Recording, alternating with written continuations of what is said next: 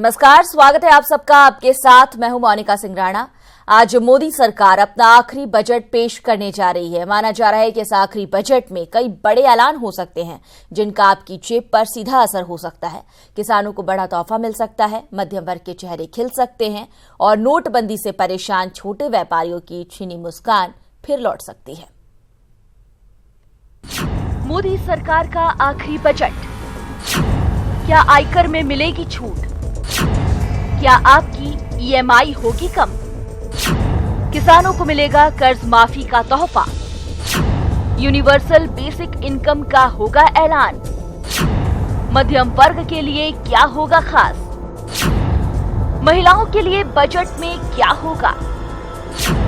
आपके हर सवाल का जवाब सिर्फ न्यूज 18 पर। मोदी सरकार अपना आखिरी बजट पेश करने जा रही है।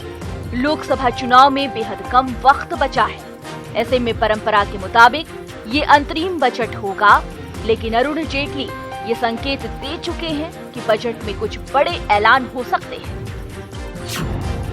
इनकम टैक्स में छूट। बजट में सबसे बड़ा ऐलान इनकम टैक्स स्लैब को लेकर होने की संभावना जताई जा रही है। सूत्रों के मुताबिक मोदी सरकार आयकर सीमा की छूट 2.5 लाख से बढ़ाकर 5 लाख कर सकती है।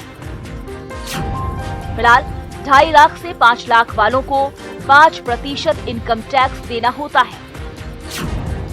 इसके साथ ही आयकर की धारा 80C के तहत टैक्स छूट लिमिट में 50,000 से 1 लाख रुपए की बढ़ोतरी की जा सकती है। वहीं दूसरी ओर होम लोन पर भी टैक्स में राहत मिल सकती है। किसानों के कर्ज माफ। पूरे देश में किसानों की नजर मोदी सरकार के आखिरी बजट पर टिकी हुई है।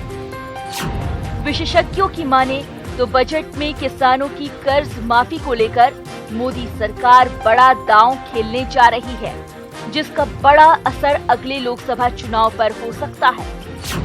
वहीं खाद, बीज और कीटनाशक दवाइयों को लेकर सब्सिडी बढ़ाई जा सकती है।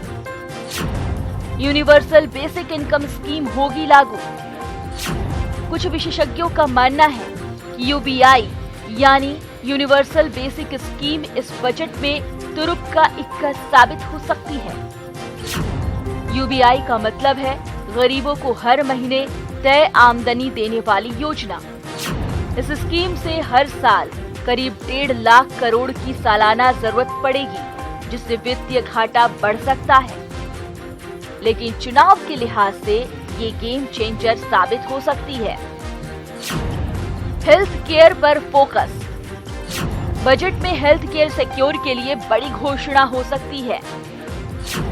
मोदी केयर यानी आयुष्मान भारत योजना के लिए ज्यादा एलोकेशन का प्रस्ताव रखा जा सकता है। उच्च शिक्षा। साल 2018-19 के बजट में उच्च शिक्षा के लिए 35,000 करोड़ रुपए आवंटित किए गए थे। माना जा रहा है कि इस बजट में उच्च शिक्षा के लिए राशि बढ़ाई जा सकती है। क्या होगा महंगा? Consumer electronics and appliances manufacturers association यानी CEAMA ने केंद्र सरकार से टीवी, एसी, फ्रिज और वॉशिंग मशीन के आयात पर कस्टम ड्यूटी बढ़ाने की मांग की है। अगर सरकार इन मांगों को मानती है तो इनके दाम बढ़ सकते हैं। सस्ता कर्ज। नोटबंदी से छोटे कारोबारी और व्यापारी सबसे ज्यादा प्रभावित हुए थे। उम्मीद जताई जा रही है कि मोदी सरकार छोटे व्यापारियों के लिए सस्ते कर्ज का ऐलान कर सकती है। घर लेना होगा आसान। अंतरिम बजट में मोदी सरकार प्रधानमंत्री आवास योजना का बजट 50% बढ़ा सकती है। सूत्रों के मुताबिक एफोर्डेबल हाउसिंग फंड को 10,000 करोड़ से बढ़ाकर 15,000 करोड़ किया जा सकता है, जिससे पहली बार घर खरीदने वालों को ब्याज में छूट मिल सकती है। महिलाओं को क्या मिलेगा? अंतरिम बजट में महिलाओं के लिए अच्छी खबर आ सकती है। सूत्रों के मुताबिक मोदी सरकार मैटरनिटी लीव के दौरान मिलने वाली सैलरी को टैक्स फ्री करने का ऐलान कर सकती है। किसान क्रेडिट कार्ड में महिलाओं को तरजीह देने का ऐलान हो सकता है। वहीं शहरी और ग्रामीण महिलाओं के लिए रोजगार के नए अवसर पैदा करने पर विशेष ध्यान दिया जा सकता है। यानी कुल मिलाकर मोदी सरकार का अंतिम बजट कई बड़े तोहफे दे सकता है, लेकिन मुश्किल ये है कि अंतरिम बजट होने के कारण एक तरफ सरकार कोई बड़े नीतिगत फैसले नहीं कर सकती, तो दूसरी तरफ जनता को लुभाने की बड़ी चुनौती भी सामने है। अब देखना ये है कि इन दोनों के बीच सामंजस्य बैठाने में सरकार कितनी सफल होती है। Bureau report, news 18। स्पीड और बेहतर सुविधा मोदी सरकार के रेलवे बजट का मूल मंत्र रहा है, लेकिन बार बार हो रहे हादसे जहां सरकार के लिए चिंता का सबब बने हुए हैं, तो वहीं रेलवे का आधुनिकीकरण भी बड़ी जिम्मेदारी है। ऐसे में सवाल यह है कि इस बार रेलवे बजट से यात्रियों के लिए क्या खास होगा। यात्रीगण हमारी इस खास रिपोर्ट पर ध्यान दें।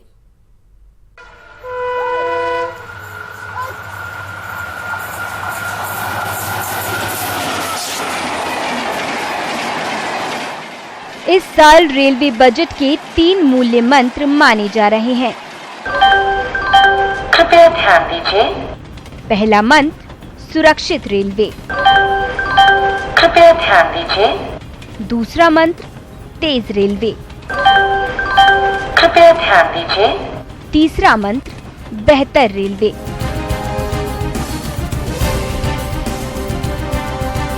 माना जा रहा है कि इन 3 मूल मंत्रों के इर्द गिर्द रहेगा इस बार का रेलवे बजट।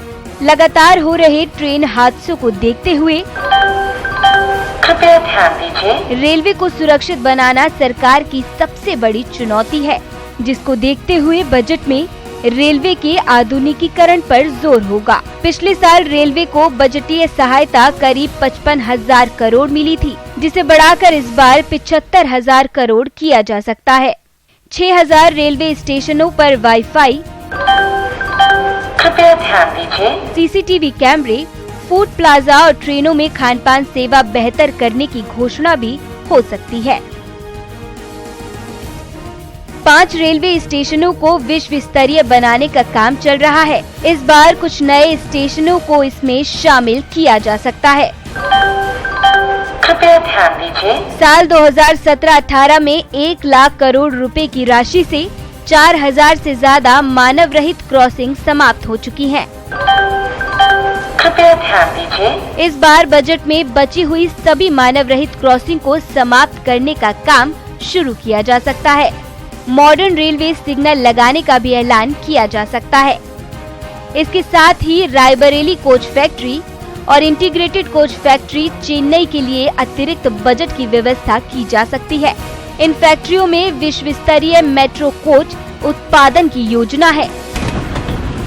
माना जा रहा है कि इस बजट में मौजूदा ट्रेनों की स्पीड बढ़ाने और नई सेमी हाई स्पीड ट्रेनें शुरू करने का ऐलान भी हो सकता है।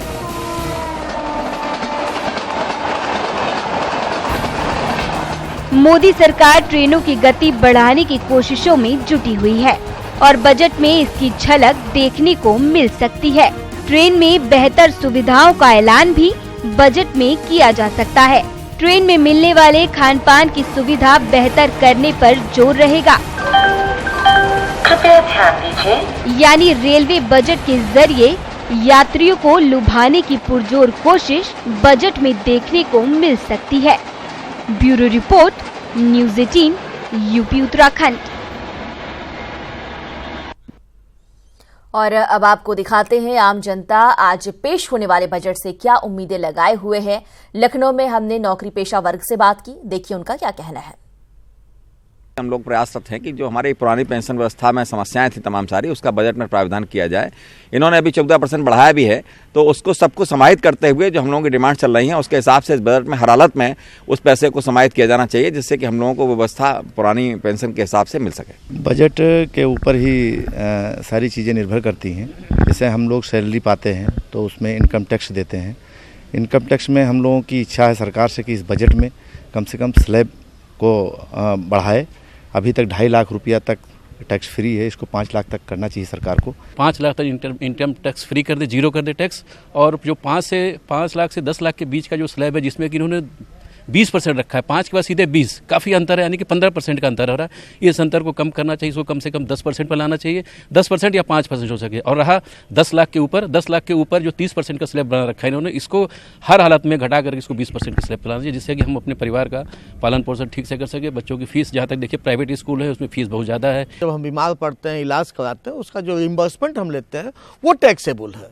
और मैं समझता हूँ जब हम अपने इलाज में जो पैसा व्यय करते हैं उस पर ऑलरेडी हम टैक्स दे चुके होते हैं, ये दोहरा टैक्स ठीक नहीं। तो मैं वर्तमान केंद्र सरकार से ये अनुरोध करूँगा कि ये जो दोहरा टैक्सेशन है ये खत्म करें। बजट से महिलाओं को भी काफी उम्मीदें हैं। महिलाएं क्या सोच रही है इस बजट को लेकर, देखिए। महिलाएं भी हैं हमारे साथ। आपको क्या लगता है मोदी जी को क्या करना चाहिए इस बजट में? थोड़ा महिलाओं की सुरक्षा के लिए थोड़ा और ध्यान लगा सकते हैं, इसके ऊपर थोड़ा ध्यान देना चाहिए, हमें ये लगता है। थोड़ा और सुरक्षा बढ़ानी चाहिए, महिलाओं की सेफ्टी पर थोड़ा ज़्यादा खर्चा किया जाना चाहिए। कई चीज़ें हो सकती हैं उसमें, सीसीटीवी कैमरेज हैं, ट्रांसपोर्ट है महिलाओं के लिए, इस पर ये महिलाएं एक्सपेक्ट करें। आपको क्या लगता है क्या होना चाहिए इस बजट में? महिलाओं की फ्रीडम जी, उन्हें ज़्यादा फ्रीडम मिलनी चाहिए, नौकरी मिलनी चाहिए, जॉब वगैरह में उन्हें और वो होनी चाहिए, छूट मिलनी चाहिए जी। तो महिलाओं को आर्थिक आज़ादी मिले, उनको जॉब्स मिल सकें, ये यहाँ पर इन महिलाओं की उम्मीद है। हमारे साथ आंटी भी हैं। आंटी आप आइएगा कि आपकी राय बहुत ज़रूरी है क्योंकि आप घर को चलाती भी हैं इतने सालों से। ये बताइएगा कि मोदी जी से आपको क्या उम्मीद है इस बार? मोदी जी से यही उम्मीद है कि सुरक्षा का ध्यान रखें और शिक्षा पे ध्यान रखें, महंगाई को लेकर मतलब सस्ता करें। महंगाई ज़्यादा बढ़ गई है। रसोई में जैसे गैस है जो पाइपलाइन चलनी चाहिए और गैस अच्छी तरह से ढंग से चलाए, ये ध्यान रखें। तो जो महिलाएं हैं उनका ये भी कहना है कि जो घर चलाती हैं महिलाएं, वो रसोई गैस और राशन के सस्ता होने की उम्मीद बांधे बैठी हैं और देखना होगा कि प्रधानमंत्री इन सब उम्मीदों पर कितना खरा उतर पाते हैं। कैमरामैन एसके वर्मा के साथ शिवानी शर्मा, न्यूज़ 18 उत्तर प्रदेश, लखनऊ। और कानपुर में व्यापारियों को भी इस बजट से काफी उम्मीदें हैं। क्या कहना है उनका, हमारे संवाददाता अमित गंजू ने उनसे बात की है। 5 लाख रुपए की आयकर की सीमा होनी चाहिए, जिससे वाकई छोटे व्यापारी, छोटे उद्योगपति और जो खास करके सरकारी कर्मचारी भी, उनको सबको फायदा मिले। दूसरी बात, ऑनलाइन कंपनियों पर कंट्रोल करने के लिए कुछ ना कुछ सरकार करेगी। एक बात और सर, मैं आप तक भी आता हूं, क्या कैसा होना चाहिए बजट? इसकी जो लिमिट इन्होंने 10,000 कर रखी है, टीडीएस की लिमिट बढ़ानी चाहिए। खास करके जो सीनियर सिटीजन्स हैं उनको बेनिफिट देना चाहिए, क्योंकि उनके पास कोई काम नहीं है, सिवा वो अपने रकम को ब्याज से अपनी गृहस्थी को चला। की बात है, छोटे उद्यमी व्यापारियों को जो 10 लाख रुपए तक का जिन्होंने कर्ज लिया है, उसमें 2 लाख रुपए की व्यापारियों की भी कर्ज माफी किसान की कर्ज माफी की तरह होनी चाहिए। ये हमारी विशेष मांग है कि जिसने 10 लाख रुपए तक कर्ज लिया उसको 2 लाख रुपए तक उसको कर्ज माफी होनी चाहिए। पश्चिमी उत्तर प्रदेश में किसानों को अंतरिम बजट को लेकर सरकार से काफी उम्मीदें हैं। हमारे संवाददाता निखिल अग्रवाल ने किसानों से बात की। देश की सत्ता पर काबिज केंद्र सरकार का इस बार आखिरी बजट है। वेस्टर्न यूपी के किसानों को इस बार सरकार से ढेरों उम्मीदें हैं। आइए जानते हैं किसानों का क्या कहना है इस बार के बजट पर। क्या क्या उम्मीदें हैं इस बार किसानों को? किसान के जो फसल के दाम हैं वो मिलने चाहिए और किसान को जो किसान कर्जे में डूबा हुआ उसका कर्ज माफ होना चाहिए। किसान कर्ज में डूबा है, कर्ज माफ होना चाहिए। आपको क्या उम्मीद है? हमें सरकार से उम्मीद है कि अच्छा बजट आएगा, किसानों के फेवर में बजट आएगा, किसान खुश होंगे। जो किसानों की थोड़ी समस्या है इस बजट के आने के बाद वे सब दूर हो जाएंगी। समस्या क्या क्या है किसानों को, क्या चाहता है इस बार किसान? किसानों के सामने समस्या सारी, पर्ची उसे नहीं मिल रही। 1 महीना फैक्ट्री लेट चली है, अब की बार 1 रुपया गन्ने का पेमेंट नहीं बढ़ा है, अब तक पिछली साल का पेमेंट नहीं हुआ है। अब देखो बजट में क्या करते हैं मोदी जी, इसी पे दारोमदार है। लास्ट बजट है, इसी से किसान का भला होगा या सरकार का भला होगा ये पता लग जाएगा। अगर मुद्दों की बात करें, किसान इस बार क्या चाहता है, क्या क्या चाहिए किसान को? किसान को कर्जा माफ, बिजली बिल हाफ और उचित रेट चाहिए फसलों के। उचित रेट चाहिए, कर्जा माफ, बिजली बिल हाफ, क्या यही उम्मीद है किसान की? और क्या चाहिए? हम तो ये चाहते हैं कि केंद्र सरकार पहले तो किसानों का एक बार सारा कर्जा माफ करे, फिर उसके बाद में किसान की फसल का लागत मूल्य आयोग का गठन करे कि जितने % में ये सरकारी नौकरी बढ़े या वो चीज बढ़े, उसी % में किसान की फसल का भाव बढ़ना चाहिए। इसका एक आयोग गठन हो। वेस्टर्न यूपी के किसान चाहते हैं कि किसान आयोग का गठन हो, स्वामीनाथन की रिपोर्ट की सिफारिशें लागू हो। और क्या चाहते हैं किसान? किसानों को बिजली हाफ चाहिए, किसानों का सही टाइम पे पेमेंट होना चाहिए। या पेमेंट नहीं हो पाता किसान का गन्ने का या किसी चीज़ का, कोई भी चीज़ किसान को ठीक तरीके से नहीं मिल रही, किसान बर्बाद ही। पश्चिमी उत्तर प्रदेश वोटों के लिहाज से बहुत महत्वपूर्ण है और चुनावी साल है सरकार का, ऐसे में किसानों की ढेरों उम्मीदें हैं। अब देखना ये होगा कि बजट में किसानों की उम्मीद का सरकार कितना ख्याल रखेगी। न्यूज़ 18 के लिए कैमरामैन परवेज के साथ निखिल अग्रवाल, मेरठ। वहीं बजट पर संतों की राय क्या है, आइए सुनते हैं। सरकार से ये चाहता हूं कि जो बजट दे रहे हैं, प्रथम राम मंदिर के लिए बजट दिया जाए। और दूसरी बात ये कहना चाहूँगा कि सारे काम छोड़ करके पहले अयोध्या में राम मंदिर बनना चाहिए। आई हमारे भारत देश में जो जो लड़ाई का सिलसिला है वो सब समाप्त करें। हम चाह रहे हैं कि राम मंदिर का साधु संतों का पहला जो मांग है उसको पूरा किया जाए। इसके बाद बजट में जो भी आएगी उसका हम सभी लोग समर्थन करेंगे। और बजट में गरीबी रेखा से जो नीचे हैं और किसान की जो समस्या है, यह मूल समस्या है और हद तक समस्या को समाधान किए हैं। अखाड़ा परिषद ने प्रयागराज कुंभ में विश्व हिंदू परिषद की धर्म संसद का बहिष्कार कर दिया है। अखाड़ा परिषद के अध्यक्ष नरेंद्र गिरी ने बहिष्कार का ऐलान किया है। अखाड़ा परिषद का कहना है कि हम शंकराचार्य स्वरूपानंद सरस्वती को समर्थन करेंगे। गिरी के कहा है कि 21 फरवरी को राम मंदिर शिलान्यास में अखाड़ा परिषद साथ देगा। उन्होंने कहा कि 4 मार्च को मैं खुद अयोध्या जाऊंगा। उन्होंने आगे कहा कि भारत की एकता पर सवाल उठाने वालों से सतर्क रहें।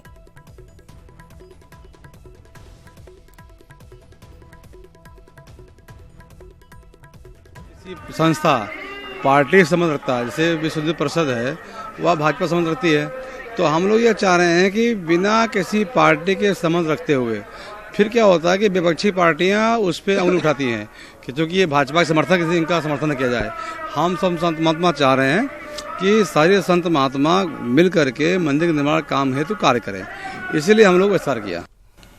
हमारे संत महात्माओं ने जो किया है वो ठीक किया है। विश्व हिंदू परिषद अब ये धर्म संसद आयोजित कर रही है, उसका कोई औचित्य नहीं है। जब मामला राम जन्मभूमि का माननीय सर्वोच्च न्यायालय में चल रहा है तो जो होगा अब सर्वोच्च न्यायालय से निर्णय होगा। ये तो केवल उकसाने का प्रयास कर रहे हैं संत महात्माओं को इकट्ठा करके।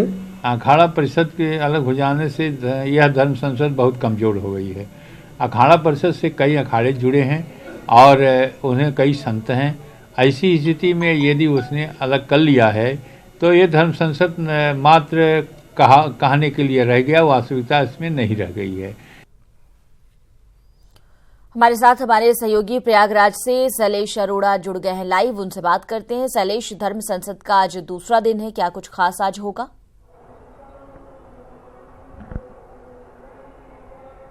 मोनिका, देखिए निश्चित रूप से आज जो धर्म संसद का दूसरा दिन है ये काफ़ी अहम हो जाता है, क्योंकि आज की धर्म संसद का जो मुख्य मुद्दा होगा जिस पर दिन भर चर्चा होगी वो है राम मंदिर, अयोध्या का वही राम मंदिर जिसको लेकर सुप्रीम कोर्ट में भी मामला चल रहा है। और देश भर में अलग अलग जो संगठन है, हिंदू संगठन जो है वो लगातार मांग उठा रहे हैं कि राम मंदिर का निर्माण जल्द से जल्द किया जाए। तो निश्चित रूप से आज का जो दिन है, कल जो पहला दिन था उसमें सबरीमाला के लेकर और हिंदुओं के विघटन को लेकर, हिंदू समाज के विघटन को लेकर 2 प्रस्ताव पास किए गए। इसके बाद आज का जो दिन है वो राम मंदिर के मुद्दे पर चर्चा होगी। इसी वजह से सबकी निगाह भी इस पर टिकी हुई है। कोने कोने से यहाँ पर विश्व हिंदू परिषद के जो कार्यकर्ता है वो यहाँ पर पहुँच चुके हैं और यहाँ पर मंच आप देख रहे सजा हुआ है। खुद RSS प्रमुख मोहन भागवत जो हैं वो कल पहले दिन रहे थे और आज भी रहेंगे। तो निश्चित रूप से काफ़ी अहम हो जाती है आज की धर्म संसद ऐसे में। और एक और बात ध्यान देने वाली है, इससे पहले अभी जो स्वामी स्वरूपानंद की परम धर्म संसद हुई उसमें सब लोगों ने, संत महात्माओं ने ये कहा कि 21 फरवरी को अयोध्या में जाकर शिलान्यास किया जाएगा राम मंदिर का। ऐसे में ये भी देखना होगा विश्व हिंदू परिषद जो है वो अब आगे क्या फैसला लेती है, क्योंकि जो संत महात्मा हैं उन्होंने अपने आप को विहिप की इस बैठक से अलग कर लिया है, धर्म संसद से अलग कर लिया। अब देखना ये होगा कि विश्व हिंदू परिषद आज ऐसा क्या फैसला लेती है और उसके बाद आगे वो किस तरह से अब राम मंदिर का जो मुद्दा है उसको आगे लेकर जाते हैं। क्योंकि इससे पहले अभी विश्व हिंदू परिषद ने एक अयोध्या में भी संसद की थी और वहां पर पूरे देश भर से जो कार्यकर्ता थे वो जुटे थे। क्या कुछ होता है खास? बहुत बहुत शुक्रिया शैलेश इस तमाम जानकारी के लिए आपका। शैलेश अरोड़ा हमारे सहयोगी तमाम जानकारी मुहैया करा रहे थे, बता रहे थे कि धर्म संसद का आज दूसरा दिन है और आज भी राम मंदिर का मुद्दा छाया रहेगा।